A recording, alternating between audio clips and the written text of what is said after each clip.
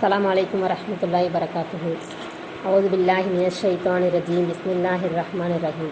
ரப்பி இஸ்ரஹ் லி சத்ரி வயஸ்ஸிர் லி அம்ரி வஹ்லுல் உக்தத்தம் மின் லிசானி யஃகஹு கௌலி ரப்பி ஸித்னி இல்மா. குர்ஆன் வாழ்வியல் மாற்றம் வகுப்பு 21. நம்ம சென்ற வகுப்பில் ரஜ்ஜாக் தொடர்ந்து இடைவெளி இல்லாமல் தரக்கூடியவன் ரஜ்ஜாக் அப்படிங்கிற விஷயத்தை நம்ம பார்த்தோம். அல்லாஹ் தான் நம்மளுக்கு உணவை பங்கிட்டு தரக்கூடியவனாக இருக்கிறான்.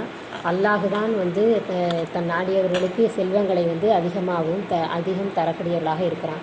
நம்ம ஒரு மனிதருக்கு அதிகமான செல்வம் இருக்குது அப்படின்னு சொல்லிட்டு நம்ம என்ன செய்யக்கூடாதுன்னா கூடாது. இது அல்லாஹ் தான் அவங்களுக்கு கொடுத்துருக்கான் அப்படின்னு சொல்லிட்டு நம்ம இருக்கணும். அப்போ இந்த ரஜ்ஜாக் அப்படிங்கிற ரஜ்ஜாக் அப்படிங்கிற தன்மையை நம்ம உணர்ந்தோம் அப்படின்னா, அந்த பண்பை நம்ம சரியாக உணர்ந்தோம் அப்படின்னா நம்மளுக்கு என்ன ஏற்படாது? பொறாமையை குணம் ஏற்படாது. போதும் என்ற மனம் வரும்.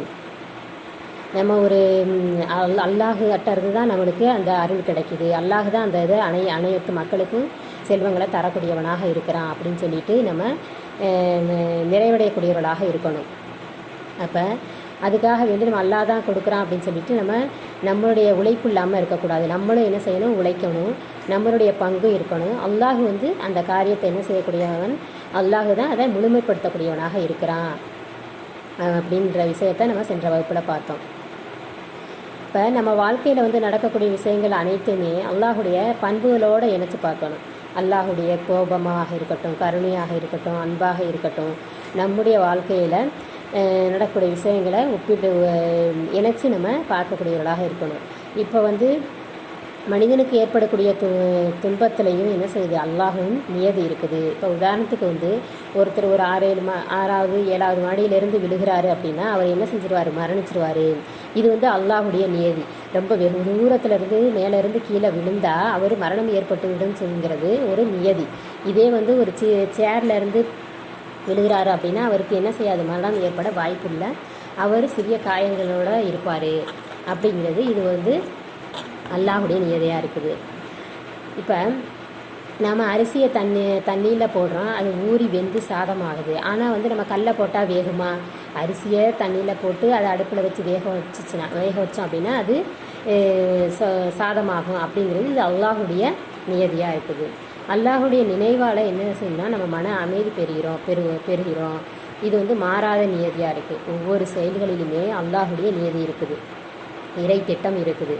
ரசூலுல்லாஹி சொல்கிறாங்க, யாரும் அமல்களின் காரணமாக சொர்க்கம் போக முடியாது. அல்லாஹுடைய அருள் இருக்கணும். அல்லாஹுடைய அல்லாஹுடைய அருளினாலே தவிர நம்மளை என்ன செய்ய முடியாது? சொர்க்கம் செல்ல முடியாது. அத்தியாயம் 3 156 நம்பிக்கையாளர்களே, நிராகரிப்பவர்களைப் போல் நீங்கள் ஆகிவிடாதீர்கள். பூமியில் பயணம் செய்தோ அல்லது போர் வீரர்களாகியோ மரணித்து போய்விட்ட தம் சகோதரர்களை பற்றி நம்மிடத்திலேயே அவர்கள் இருந்திருந்தால் அவர்கள் இறந்திருக்கவும் மாட்டார்கள், கொல்லப்பட்டிருக்கவும் மாட்டார்கள் என்று அவர்கள் கூறுகின்றனர். இதனை அவர்களுடைய உள்ளங்களில் வருத்தமாக அல்லாஹ் ஆக்குவதற்காக வேண்டியே இவ்வாறு செய்கிறான். அல்லாஹுவே உயிர்ப்பிக்கிறான், இன்னும் அவனே மரணிக்க செய்கிறான். அல்லாஹ் நீங்கள் செய்பவற்றை உற்று நோக்குபவனாக இருக்கின்றான். இந்த இடத்துல யாரை பார்த்து அல்லாஹ் சொல்கிறான்னா, நம்பிக்கையாளர்களை பார்த்து அல்லாஹ் சொல்கிறான். இப்போ இவங்க நம்மளோட இருந்தால் இவங்க என்ன செஞ்சுருக்க மாட்டாங்க? அவர் போரில் கொல்லப்பட்டிருக்க மாட்டார் அப்படின்னு சொல்லிட்டு அவங்க பேசுகிறாங்க இல்லையா? அதை பார்த்து அல்லாஹ் சொல்கிறான். அவங்களுடைய உள்ளங்களில் வருத்தம் அந்த ஒரு மரணம் ஏற்பட்டுருச்சு அப்படின்னு சொல்லிட்டா, தன் சகோதரர் மரணம் ஏற்பட்டுருச்சு அப்படின்னா அதனால் என்ன செய்கிறாங்க? அவங்க வருத்தமாகறாங்க. அப்போ கவலைப்படுற நேரத்தில் இந்த மாதிரி புலம்பக்கூடியவர்களாக இருக்கிறாங்க. இது இந்த புலம்பல் எதுக்கு சமம்னா நிராகரிப்பதற்கு சமம்னு சொல்லி அல்லாஹ் சொல்லக்கூடியவனாக இருக்கிறான். இப்போ நம்ம உலகத்திலே நம்ம பார்த்துருக்கோம், ஒரு மரண வீட்டுகளில் நிறைய பேர் என்ன பேசிப்பாங்க? இவரை இந்த ஆஸ்பத்திரிக்கு கூட்டிகிட்டு போயிருந்தா அவரை பிழைக்க வச்சுருக்கலாமே, ஒரு அரை மணி நேரத்துக்கு முன்னாடி கொண்டு போய் நம்ம ஹாஸ்பிட்டலில் சேர்த்துருந்தோம் அப்படின்னா, நல்ல ஆஸ்பத்திரியில் சேர்த்துருந்தா, நல்ல டாக்டர்கிட்ட காமிச்சிருந்தா நம்ம இந்த உயிரை காப்பாற்றிருக்க முடியும் அப்படிங்கலாம் பேசுவோம். அப்போ இந்த மாதிரி பேசுகிறது எதுக்கு சமம்னா நிராகரிப்புகளை போல் நீங்கள் ஆயிடாதீங்கன்னு சொல்லி அல்லாஹ் சொல்கிறான். அப்போ அல்லாஹுடைய நாட்டப்படி தான் அது நடக்குது அப்படின்னு சொல்லிட்டு நம்ம நம்பணும். அல்லாஹ் தான் உயிர் கொடுக்கக்கூடியவனாக இருக்கிறான். அல்லாஹுடைய விதி எப்போ முடியுதோ அப்போ அல்லாஹ் என்ன செய்வான், ரூஹை வாங்கக்கூடியவனாக இருக்கிறான். அவன் நாடினா உயிரை கொடுக்கக்கூடியவனாக இருக்கிறான். அப்போ நம்ம எல்லாமே அல்லாஹின் நாட்டப்படி தான் நடக்குது அப்படின்னு சொல்லிட்டு அல்லாஹின் மீது நம்ம நம்பிக்கை கொள்ளக்கூடியவர்களாக இருக்கணும். இந்த மாதிரி நம்ம என்ன செய்யக்கூடாது, பேசக்கூடாது. அத்தியாயம் 4 78வது வசனத்தில், நீங்கள் எங்கிருந்தாலும் மரணம் உங்களை அடைந்தே தீரும். மிகவும் உறுதியாக கட்டப்பட்ட கோட்டைகளில் நீங்கள் இருந்தாலும் சரியே. மேலும் போருக்கு சென்ற நயவஞ்சர்களான அவர்களுக்கு ஏதேனும் ஒரு நன்மை ஏற்பட்டால் இது அல்லாஹ்விடம் எங்களுக்கு கிடைத்துள்ளது, அல்லாஹ்விடமிருந்து எங்களுக்கு கிடைத்தது என்று கூறுகின்றனர். ஆனால் அவர்களுக்கு ஏதேனும் ஒரு தீங்கு ஏற்பட்டால் தூதரே இது உம்மிடமிருந்து தான் ஏற்பட்டது என்று கூறுகின்றனர். அனைத்தும் அல்லாஹ்விடமிருந்து உள்ளவைதான் என்று நீர் கூறுவீராக. எனவே இந்த கூட்டத்தினருக்கு என்ன நேர்ந்துவிட்டது? எந்த பேச்சையும் இவர்கள் விளங்கிக் கொள்ள நெருங்குவதில்லையே. அல்லாஹ் சொல்கிறான், எங்கே இருந்தாலுமே மரணம் நம்மளுக்கு என்ன செய்யும், வந்தடைந்தே தீரும். நம்ம உறுதியாக கட்டப்பட்ட கோட்டையில் இருந்தாலுமே நம்மளுக்கு மரணம் வந்துடும். நம்ம அந்த நயவஞ்சர்கள் என்ன பேசிக்கிறாங்க அப்படின்னா, ஏதேனும் அவங்களுக்கு பொருளாதாரத்துலேயும் வாழ்வாதாரம் எல்லாமே அவங்களுக்கு நன்மை ஏற்பட்டுருச்சு இருந்துச்சு அப்படின்னா அதில் இது அல்லாஹ்கிட்ட இருந்து எங்களுக்கு கிடச்சிருக்கு, எப்போலும் ஹாதிஹி மின் இந்தில்லா, இது அல்லாஹ்விடமிருந்து வந்திருக்கு அப்படின்னு சொல்கிறாங்க. ஏதாவது அவங்களுக்கு தீங்கு ஏற்பட்டுச்சுன்னா எப்போலும் ஹாதிஹி மின் இந்திக்க, இது உம்மிடமிருந்து தான் வந்துச்சு அப்படின்னு சொல்லி நபியை பார்த்து சொல்கிறாங்க. அப்போ அதுக்கு அல்லாஹ் சொல்கிறான், குல்லு மின் இந்தில்லா, இது எல்லாமே அல்லாஹ்கிட்ட இருந்து தான் வந்துச்சு அப்படின்னு சொல்லி நீங்கள் சொல்லுங்கள் அப்படின்னு சொல்லி அல்லாஹ் சொல்கிறான். நம்மளுக்கு எந்த ஒரு விஷயம் ஏற்பட்டாலுமே என்ன செய்யுது, அல்லாஹ்விடமிருந்து தான் வந்திருக்கு, இது அல்லாஹுடைய நாட்டப்படி தான் நடக்குது அப்படின்னு சொல்லிட்டு நம்ம நம்பக்கூடியவர்களாக இருக்கணும். அத்தியாயம் 8 63வது வசனத்தில், மேலும் அவர்களுடைய உள்ளங்களுக்கு இடையில் அன்பு பிணைப்பை அவன் உண்டாக்கினான். பூமியில் உள்ளவை அனைத்தையும் நீர் செலவு செய்தாலும் அவர்களுடைய உள்ளங்களுக்கிடையே நீர் அப்பிணைப்பை உண்டாக்கிவிட முடியாது. எனினும் அல்லாஹ் அவர்களுக்கு இடையில் அன்பு பிணைப்பை உண்டாக்கினான். நிச்சயமாக அவன் யாவற்றையும் ஏற்றவன், ஞானம் உள்ளவன். அல்லாஹ் அல்லஃப பைன குலூபிஹிம் லவ் அன்ஃபக்த மா ஃபில்லர்லி ஜமியம் மா அல்லஃப்த பைன குலூபிஹிம் வலாக்கின்னுல்லாஹ அல்லஃப பைனஹும் இன்னஹு அஜீஜுன் ஹக்கீம். இப்போ ஒரு கணவன் மனைவிக்குள்ள ஒரு அவ்வளோவா அண்டர்ஸ்டாண்டிங் இல்லாமல் இருக்குது. ஆனால் அவர் கணவருக்கு ஒரு நோய் ஏற்பட்டுருச்சு அப்படிங்கும்போது இந்த மனைவி நல்லபடியாக அவங்கள கவனிச்சுக்கிறாங்க, நல்லா பார்த்துக்கிறாங்க, ரொம்ப நல்ல கேர் எடுத்து பார்த்து அவங்கள கவனித்து பார்க்கும் பொழுது அவர் என்ன, அதுக்கு பிறகு அவர் ஒரு அன்பாக பாசமாக அந்த மனைவிட்ட நடந்துக்கிறாங்க. அப்போ இந்த மனைவி என்ன நினைக்கிறாங்க அப்படின்னா, நம்ம இவரை நல்லபடியாக கவனிச்சுக்கிட்டதுனால, நம்ம அவங்கள பார்த்துக்கிட்டதுனால அவங்க கணவர் நம்ம மேலே பாசமாக இருக்கிறாரு அப்படின்னு சொல்லிட்டு இந்த மனைவி நினைக்கிறாங்க. அல்லாஹ் என்ன சொல்கிறான் அப்படின்னா, அவங்க அந்த உள்ளங்களுக்கு இடையிலே நான் தான் அன்பு பிணைப்பை நான் உண்டாக்குனேன் அப்படின்னு அல்லாஹ் சொல்கிறான். அல்லஃப பைன குலூபிஹிம், அவங்களுக்கு இடையில் அவங்க உள்ளங்களுக்கு இடையில் நான் தான் அந்த பிணைப்பை ஏற்படுத்தினேன். லவ் அன்ஃபக்த மா ஃபில்லர்லி ஜமியா, அவங்க அந்த பூமியில் உள்ள எல்லாத்தையும் செலவு செஞ்சாலும் அந்த அன்பு பிணைப்பை அவங்களுக்கு இடையில் உண்டாக்கிட முடியாது. அல்லாஹ் தான் அந்த அன்பு பிணைப்பை என்ன செய்கிறான், உண்டாக்குறான் அப்படின்னு சொல்லிட்டு அல்லாஹ் சொல்கிறான். அப்போ நம்ம எல்லா ஒரு விஷயங்களுமே என்ன செய்யுது, அல்லாஹுடைய நாட்டப்படி தான் நம்மளுக்கு நடக்குது. அல்லாஹ் நாடினால்தான் நடக்கும். அது அன்பு பிணைப்பாக இருந்தாலும் சரி, அது அந்த உள்ளங்களுக்கு இடையில் அல்லாஹ் தான் அந்த அன்பை என்ன செய்கிறான், உண்டாக்கக்கூடியவனாக இருக்கிறான். ரசூலுல்லாஹி ஒரு துவாவை கற்றுத்தராங்க. சொர்க்கத்தின் கருவூலத்தை பெற்றுத்தரக்கூடிய ஒரு துவாவை சொல்லித்தரவான்னு தான் சொல்லி கேட்குறாங்க. அப்போ அது என்னன்னா, லா ஹவ்ல வலா குவ்வத்த இல்லா பில்லா, நன்மை செய்கிறதுக்கு பலமும் நன்மை செய்கிறதுக்கு ஒரு சக்தியும் தீமையிலேருந்து விலகுறதும் அல்லாஹ்வுடைய நாட்டம் இருந்தால் தான் அது நடக்கும். இப்போ ஒரு நன்மையான விஷயம் நம்ம செய்கிறோம் அப்படின்னா அது அல்லாஹுடைய நாட்டம் இருந்தால் தான் அது நம்மளால் செய்ய முடியும். ஒரு தீமையிலிருந்து நம்ம விலகிக்கிறோம் அப்படின்னாலும் அது அல்லாஹுடைய நாட்டப்படி தான் அது நடக்கும் அப்படின்னு சொல்லிட்டு நம்ம என்ன செய்யணும், நம்பக்கூடியவர்களாக இருக்கணும். நம்மளுடைய முயற்சினால் நம்ம நன்மையான விஷயத்தை நம்ம செய்கிறோம், நம்ம முயற்சினால் நம்ம அந்த தீங்குலேருந்து நம்ம என்ன செய்கிறோம் இருக்கோம் அப்படின்னு சொல்லிட்டு நம்ம நினைக்கக்கூடாது. அல்லாஹுடைய நாட்டை இருந்தால் தான் அது நடக்கும், அல்லாஹ்வின் உதவியை கொண்டு தான் நடந்துச்சு அப்படின்னு சொல்லிட்டு நம்ம நினைக்கணும். 2516 திருமதியில் நபி ஸல்லல்லாஹு அலைஹி வஸல்லம் சொல்கிறாங்க, நீ உதவி தேடுவதா இருந்தால் அல்லாஹ்விடமே உதவி தேடு, அறிந்துகொள்.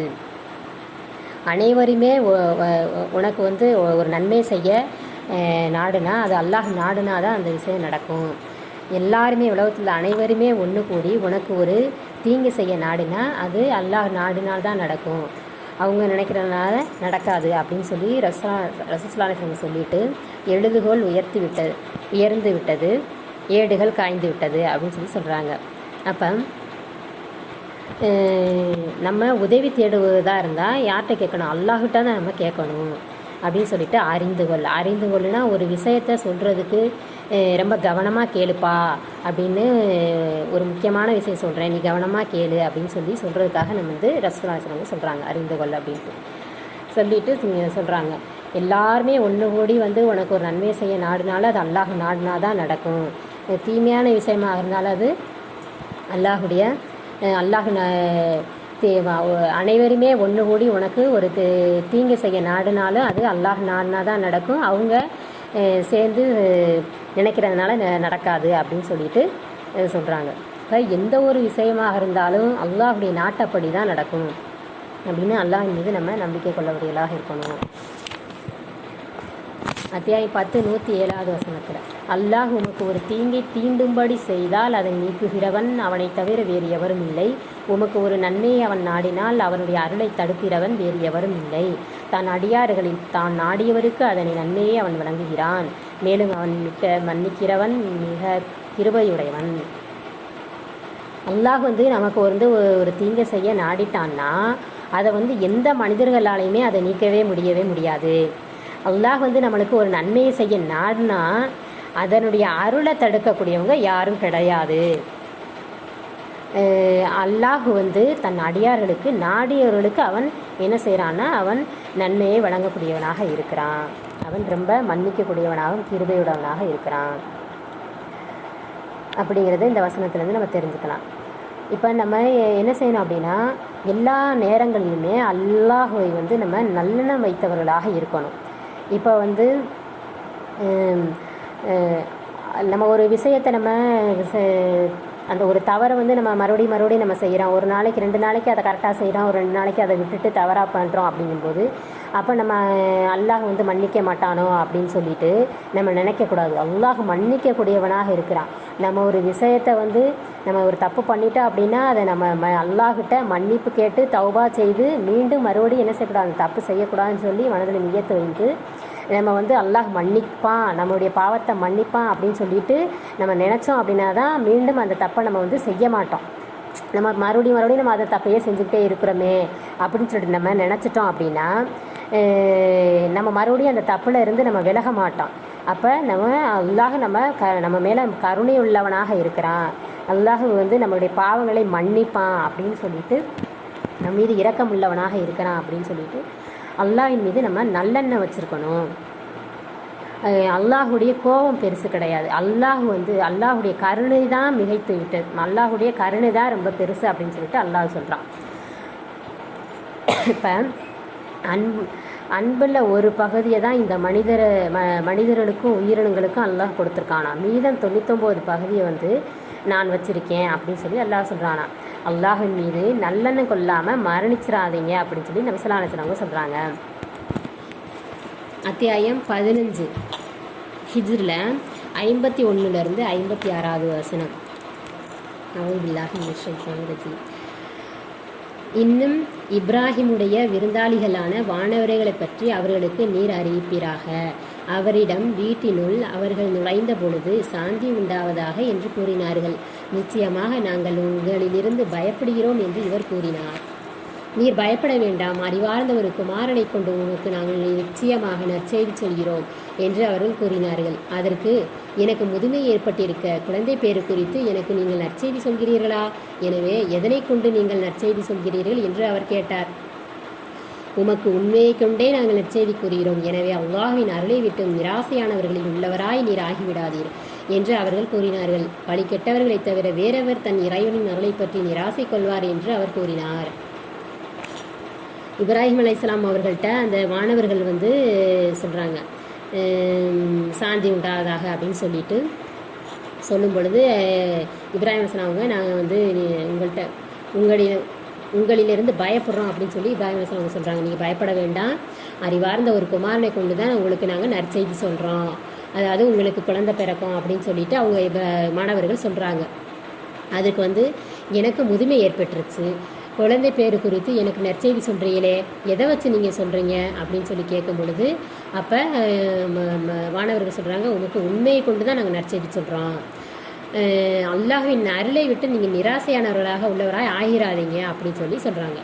அப்போ இப்ராஹிம் அலைஹிஸ்ஸலாம் சொல்கிறாங்க, வழிகட்டவர்கள் தான் நிராசை அடைவாங்க, வழிகட்டவர்களை தவிர வேறவர் தன் இறைவனின் அருளை பற்றி நிராசை கொள்வார் அப்படின்னு சொல்கிறாங்க. அவங்க இப்ராஹிம் அலைஹிஸ்ஸலாம் அவங்களுக்கு எப்படி குழந்தை உண்டான்ற ஒரு ஆர்வத்தில் தான் அவங்க கேட்குறாங்க நுழைஞ்சு அல்லாஹின் மீது நம்பிக்கை இல்லாமல் அவங்க கேட்கலை. அப்போ இப்போ அல்லாஹின் மீது நம்பிக்கை இல்லாமல் நம்ம கேட்குற மாதிரி இருந்தால் அது எப்படின்னா வழிகட்டவர்கள் தான் அந்த மாதிரி கேட்பாங்க அப்படின்னு சொல்லி இந்த வசனத்துலேருந்து நம்ம தெரிஞ்சுக்கிறோம். அப்போ நம்ம அல்லாஹின் மீது நம்ம எப்பொழுதுமே அல்லாஹ் நம்ம மன்னிப்பான், நம்ம மீது இரக்கம் உள்ளவனாக இருக்கிறான், நம்மளுடைய பாவங்களை மன்னிக்கக்கூடியவனாக இருக்கிறான் அப்படின்னு சொல்லிட்டு அல்லாஹின் மீது நம்ம என்ன செய்யணும் அப்படின்னா, நம்ம நம்பிக்கை கொண்டவர்களாக நல்லெண்ணம் கொண்டவர்களாக இருக்கணும். அல்லாஹ் நம்மளுக்கு கொடுப்பான், அல்லாஹ் நம்ம மீது அருள் செய்யக்கூடியவனாக இருப்பான் அப்படின்னு சொல்லிட்டு அல்லாஹின் மீது நம்ம எப்பயுமே என்ன செய்யணும்னா நல்லெண்ணம் கொண்டு தான் இருக்கணும்